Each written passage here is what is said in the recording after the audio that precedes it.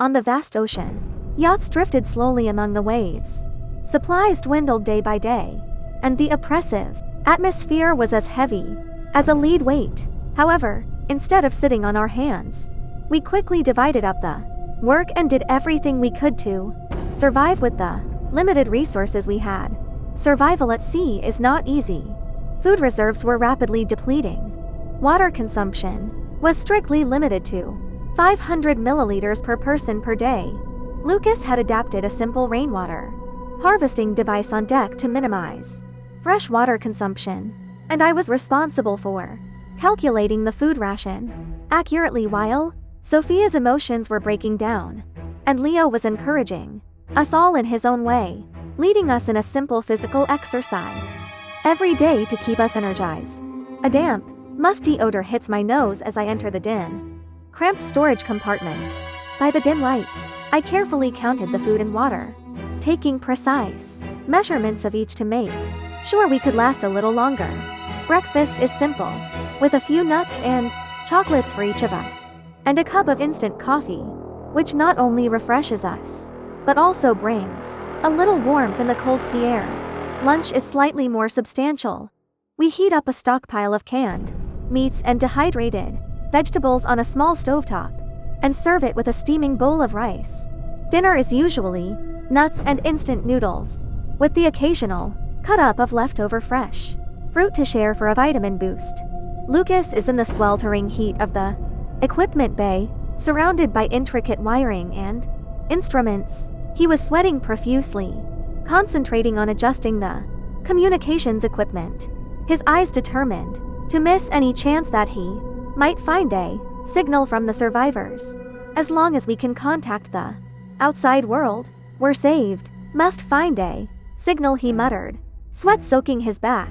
Sophia sat in the corner with her head in her hands, her eyes panicked, anxiety twisting around her like a vine.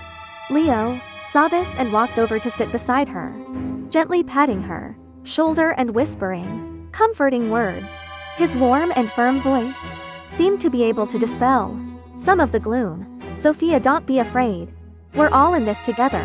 We'll get through it, he said softly. However, a new crisis came.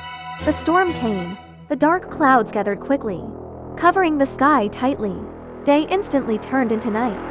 The waves rose up like mountains, slapping the yacht hard again and again, and the yacht shook violently, as if it was going to be swallowed up by the sea. The yacht was swept into the unknown sea by the wind and waves. The crowd clung to the handrail and shouted in unison, steady, don't panic. Together they responded to this Lithiandith crisis. Just as everyone was struggling with the storm, something even more terrible happened. On the night of the worst storm, our ship was attacked by unknown creatures. The things were not just ordinary zombies, but they seemed to have evolved some kind of water ability, and we saw shadows floating on the surface of the sea in the thunderous light of the late night. They can still swim. We were so scared that our faces turned pale. I don't know who said this. A group of zombies appeared out of nowhere, using the cover of the storm to climb onto the yacht. In an instant, shouts and hisses were intertwined, and the people copied their weapons and fought with the zombies back to back. Some of the zombies were cut off the head. Black blood splash. Some were hit by the stick. The body twisted and fell down. The bloody, intense scene was chilling. Chop its head, this is the key point, Leo shouted, swinging the axe in his hand.